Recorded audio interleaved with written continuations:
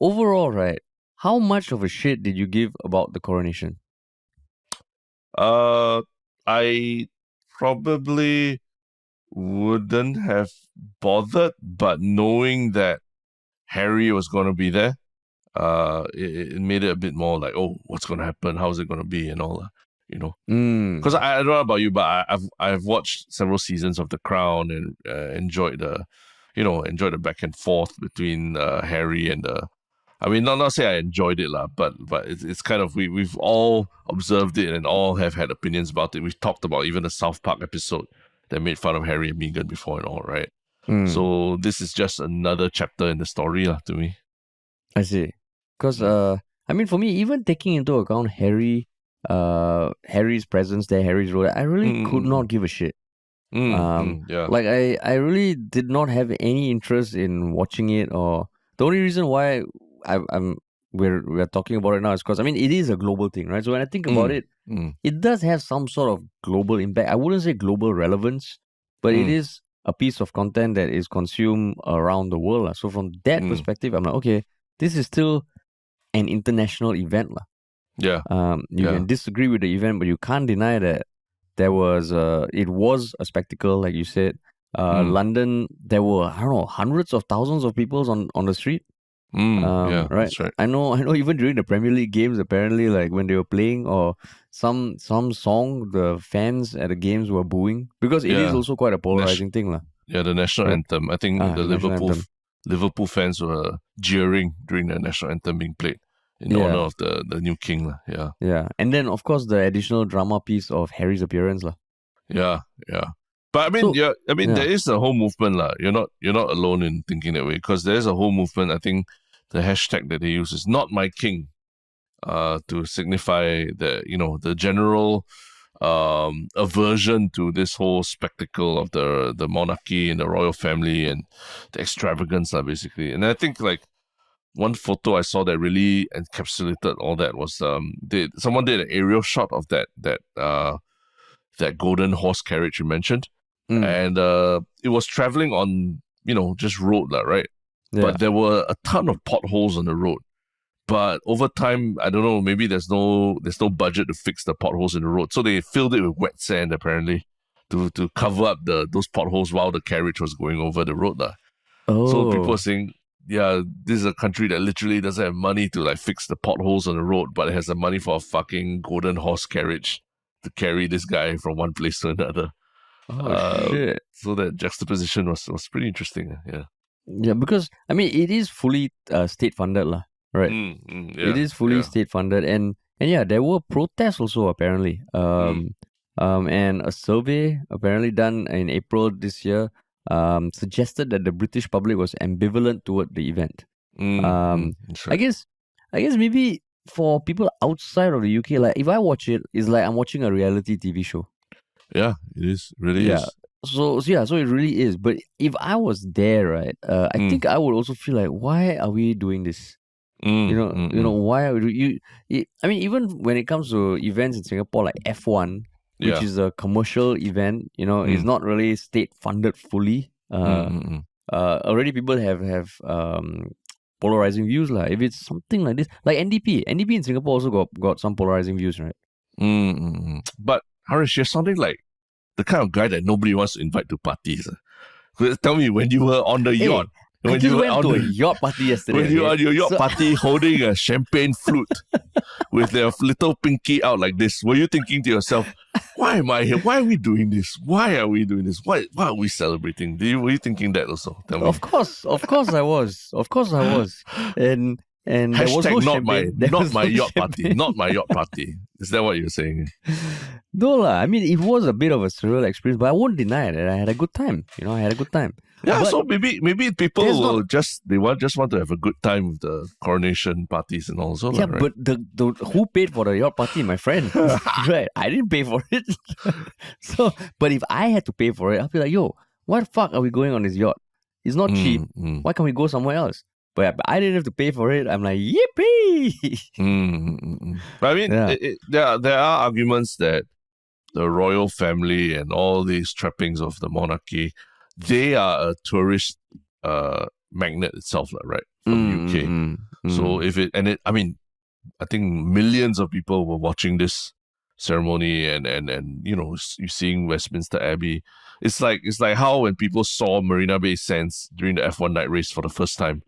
I remember sitting in a room with I was in New York City. I was like with a bunch of international friends, and we were watching it together, and they're like, "Wow, Singapore looks pretty awesome," And that was their first taste of Singapore, and just understanding what Singapore is like. Even though they literally knew me, and some of them even lived with me for like a couple of years, they never knew that Singapore looked like that. Don't you think the royal family does that for the UK? But I mean, the UK is already so much in pop culture. The royal family is in pop culture. I don't think that views of Westminster Abbey was things that were new to people. I mean, the one thing that it is interesting is the last coronation of the head of state was done in 1953 for Queen Elizabeth. Yeah. So it's almost 70 years since this process happened. And to correct myself, it's the 40th coronation and not the 41st. But the one thing that made me feel like, oh, actually this is quite cool is the fact that it has been running since 1066. Yeah. Then I'm like, oh. So a whole 1,050 years or something like that, right? Yeah, almost. Yeah. Then you're like, oh shit. How many processes are there around that go back that far? So in that sense, then I'm like, oh, I do believe in preserving heritage and culture. And if this is the heritage and culture of the UK, is it a bad thing? Maybe it should be preserved. Yeah. And don't forget, like what you said, the last time this happened for Queen Elizabeth was in 1953. So a lot of commentators were saying just the amazing thing about this coronation and the difference is that you got to see it in color, in full HD or even 4K, close up. You got to see it live. And back then it was a black and white grainy TV that you saw this stuff. So the details of the ceremony, all these have been preserved for eternity, And then I think for anyone who is old enough to have watched the ceremony back then to see today, it's amazing, right? To be able to experience this versus how it was like almost 70 years ago, Yeah. But I mean, because of like the higher tech cameras and all that, there's a lot more analysis of how people behave, and herein we go into the drama that was unfolding quite subtly in the background because Harry, and I think people refer to him now as Harry, right? Not Prince Harry, right? Still Prince Harry, as far as I saw, Prince Harry. Prince Harry, So he, I mean, in the lead up to this, there was a lot of like questions that will Harry come? Will Meghan Markle come? Will they bring their kids? And there was a lot of talk about that. So in the end, he RSVP'd that he would come. Initially, he planned that he'd be there for 2 days, and then it got shortened to 1 day. So there's so many clips of his entrance where he was sitting. He was seated in the third row, not with functioning members of the royal family or practicing or something. He was with a few of his cousins. There was a meme about how the person in front of him, her feather boa was blocking his face. You saw that, right? Yeah. And then he left quite abruptly also, just to head to the airport and go back to celebrate his kid's 4th birthday, which was the same day, I believe. Yeah. There's the excuse, right, that Meghan Markle also used why she wasn't attending. She was going to stay and take care of the kids and celebrate the kid's birthday.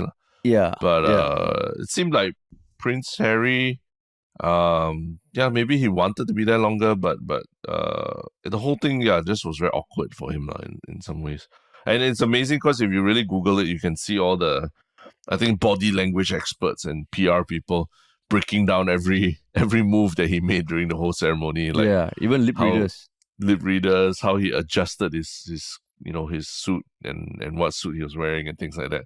So there's a lot of scrutiny on all that.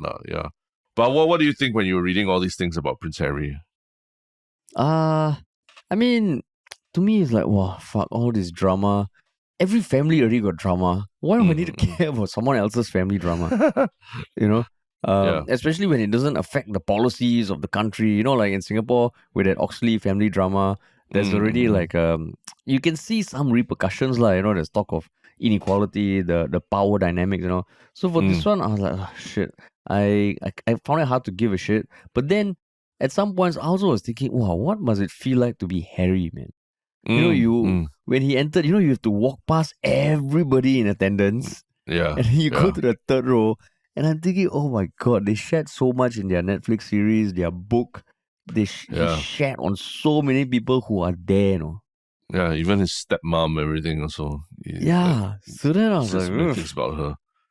That must be feeling like shit. Then after that he left, but so I don't envy his position, but at the same time, he kind of had a part to play in it. So I don't know. But what about you? I think the other sad things also, I don't think he was recorded or there was even time for him to have any kind of private conversation with his brother, Prince William, or his dad, Prince Charles.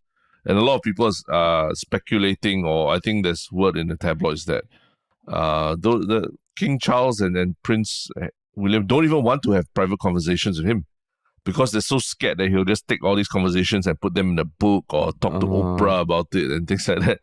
So it's like your reputation becomes like you're the snitch in the family or so, which is like, probably the worst thing that you can be for any group of people, right? But there were also people who were hoping for some chance of reconciliation between him and the family. But it's such a short visit that he wouldn't get it. But actually, in this sense, right, like I was just thinking over the weekend, because I met some, people from the UK and all who were generally quite positive about the whole thing. And don't you think that because of everything that Harry and Meghan have been up to in the past couple of years, right, since they stepped down, and kind of overdid it, and it's kind of been kind of gross how they've done it, and they've been parodied even in South Park. It kind of like they've become the villain, in a way, in this whole monarchy story, and it's almost like if you're almost sympathetic towards this 74-year-old King Charles, who has to deal with this really troublesome son and daughter-in-law, and Prince William, who's just trying to fulfill his royal duties, but he gets all his dirty laundry aired by his little brother and things like that. You almost feel like kind of sympathetic towards them, right? Do you think sympathetic towards King Charles? The royal family, like the royal family, just trying to, like what you said, just trying to do their thing, right? And just trying to uphold a tradition and all these things. And there's this guy who just keeps coming and keeps using their private conversations to sell Netflix documentaries and things like that. In some sense, maybe there's been a bit of a turn towards people like, okay, we'll just like screw whatever Harry and Meghan are doing in the US, and the royal family is about tradition. It's about keeping important traditions alive.